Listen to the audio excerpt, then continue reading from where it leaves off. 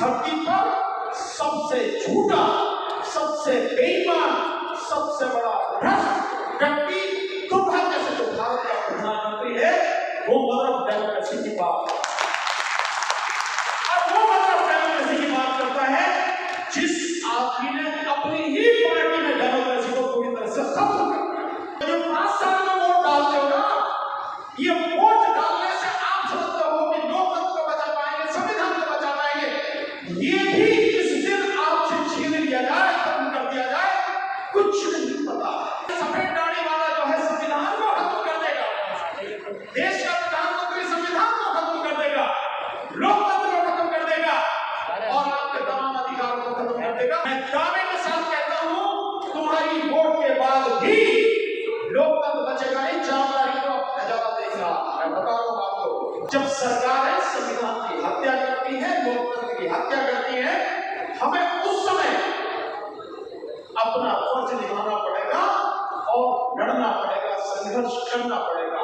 उसके लिए 5 साल इंतजार करोगे क्या? शायद इसीलिए कि हम लोग केवल वोट के इंतजार में रहते हैं कि वोट देने का समय आएगा तब सरकार बदलेंगे, और हम घरों में चुप बैठे रहते हैं, कुछ करते नहीं, जिसका नतीजा आज हम भुगत रहे हैं कि हमें ये भी सफर करनी पड़ी है कि संविधान को बचाना है, लोकतंत्र को बचाना।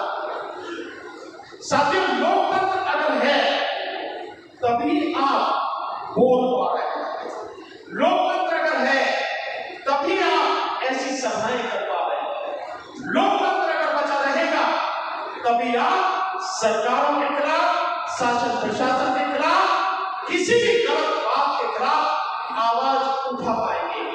और ये आपको कानून का अधिकार होगा, संवैधानिक अधिकार होगा, सरकार भी कुछ नहीं कर सकती।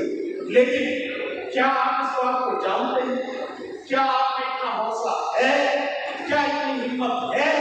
क्या वो डर आपके दूर से, आपके अंदर से दूर हो चुका है, जो इस लोकतंत्र को और संविधान को बचाने की लड़ाई में सबसे महत्वपूर्ण है? साथियों,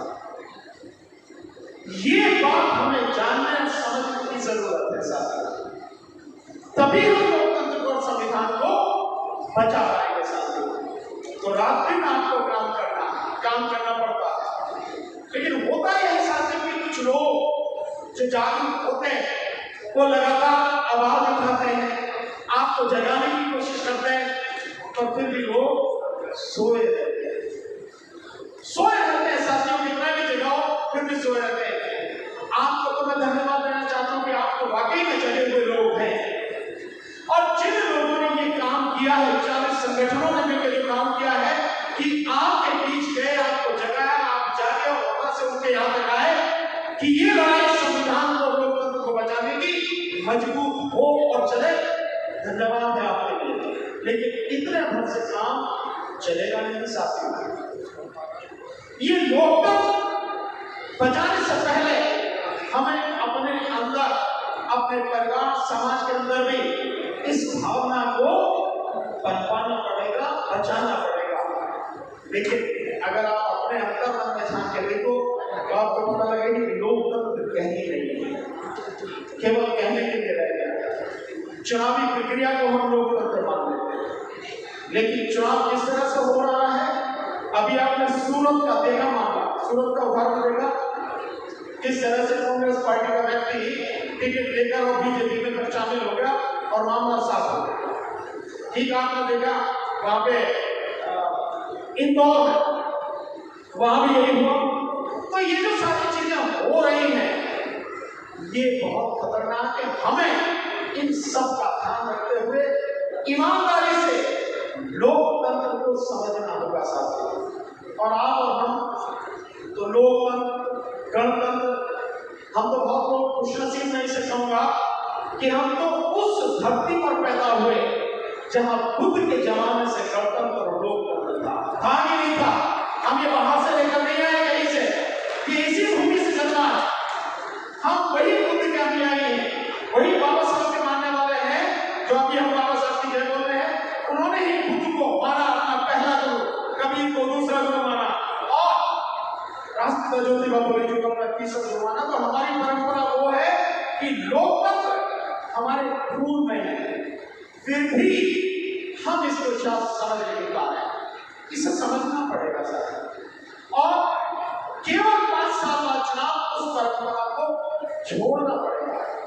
अब संविधान, हाँ, संविधान में लोकतांत्रिक व्यवस्था की स्थापना की गई। कोई भी काम होगा लोकतांत्रिक तरीके से होगा, सरकार बनेगी तो लोकतांत्रिक तरीके से होगी। लेकिन वर्तमान में वो क्या होता है, लोकतंत्र, एक व्यक्ति इस देश को कहता है मदर ऑफ डेमोक्रेसी। नाम सुना, मदर ऑफ डेमोक्रेसी।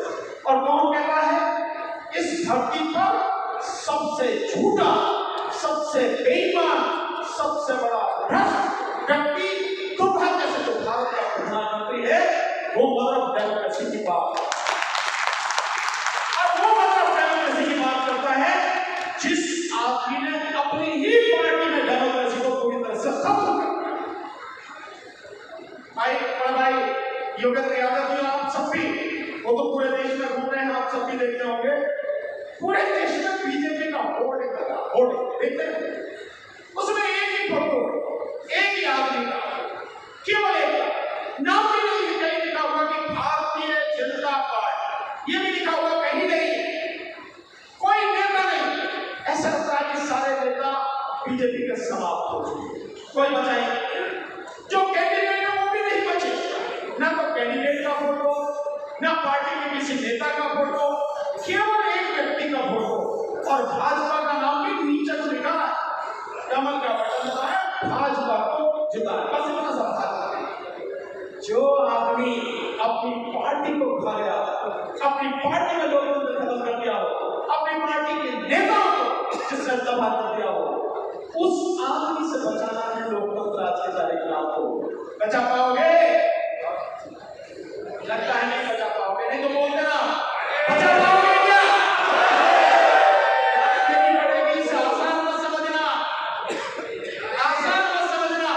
मैं दावे के साथ कहता हूं, तुम्हारी वोट के बाद भी लोकतंत्र बचेगा नहीं। 4 तारीख को नजारा देखना, मैं बता रहा हूं आपको, सो बलिदान देना पड़ेगा, इस बात के लिए तैयार रहिए साथियों। और जो आज संविधान को खतरा है, जो लोकतंत्र को खतरा है, जो बचाना है हमें, इसलिए बचाना है साथियों इसको, ताकि आप बच सके, आपकी आने वाली पीढ़ियां बच सके, हमारे बच्चे बच सके, इस देश की नस्लें और फसलें बच सके, किसान और मजदूर बच सके, समाज बच सके, ये देश बच सके।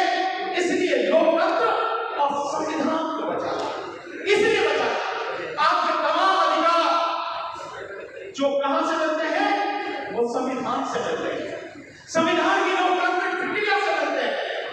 उन अधिकारों को बचाना, और ये जो वोट का अधिकार है, हमारे साथी कहते हैं बहुत बढ़िया तरीके से, मैं भी आपके बीच में बैठना चाहता हूँ, इस देश में सफेद गाड़ी वाला है, रात को 8 बजे अवतरित होता है कभी कभी, तो एक बार अवतरित हुआ, देश ने उसने आके कहा नोटबंदी, नवंबर 2016 को बन गए होंगे नोटबंदी, और फिर वो 2020 में आया, फिर उसने आगे कहा लॉकडाउन, तालाबंदी, देश बंद कर दिया। कहानी का पता नहीं भैया, इस दिन को रात को 8 बजे टीवी पे आवा और कहते थे वोट। तो जो 5 साल में वोट डालते हो ना, ये वोट डालने से आप समझते हो कि लोकतंत्र को बचा पाएंगे, संविधान को बचा पाएंगे, ये भी इस दिन आपसे छीन लिया जाए, खत्म कर दिया जाए, कुछ नहीं पता। मुझे कहने में जरा भी झिझक नहीं है साथियों, यह जिंदा इंसानों की बहुत कमी है, मुर्दा हो बहुत, जिंदा बनो, और जिंदा हो तो अपने जिंदा रहने का एहसास भी करो। जैसे आज आप यहाँ बैठे हो, जैसे हम टीम ने सबने काम किया और इतने लोग मुझसे कम निकल कर आए, मैं दावे के साथ कहता हूँ इतने ही लोग जिस तरह से 4 महीने काम किया, और अभी इस पे आ रहा था स्क्रीन पर लिखा हुआ कि 2616 घंटे काम किया, 109 दिन से ज्यादा काम किया, इतना या इससे भी आधा काम कर दिया हम लोगों ने मिलके, तो पलट कर देंगे और किसी की हिम्मत नहीं जो संविधान है लोगों की तरफ आंख उठा के काम करना जिन भी लोगों ने काम किया मैं दिल से धन्यवाद आपको देना चाहता हूं। क्यों देना चाहता हूं? ये संविधान को खतरा है और ये सफेद दाढ़ी वाला जो है संविधान को खत्म कर देगा। देश का प्रधानमंत्री संविधान को खत्म कर देगा, लोकतंत्र को खत्म कर देगा और आपके तमाम अधिकारों को खत्म कर देगा। चुनाव प्रचार में मैंने देखा है कि जितने भी लोगों ने आवाज उठाई उनकी आवाज गांव-गांव तक, घर-घर तक, आदमी तक पहुंच चुकी है, आदमी तक। और दलित और मुस्लिम, इसकी जो मैं गारंटी देता हूं, दलित और मुस्लिम समाज में हर व्यक्ति तक, नीचे तक ये बात पहुंची। कितने भी पिछड़ा इलाका चले जाओ, कहीं भी चले जाओ, जहां शास्त्र में बात नहीं करती, मैं उसका गवाह हूं, वहां तक ये बात पहुंच चुकी है कि ये जो सरकार है, बीजेपी सरकार, मोदी सरकार, ये देश के संविधान को खत्म करना चाहती है, इस देश के लोगों के अधिकारों को खत्म करना चाहती है। और इस बार चुनाव में न कोई भैया, न कोई चाचा, न कोई बेटा, न मामा, न कोई फूफा, भाई वोट देनी है केवल और केवल संविधान को बचाने के लिए।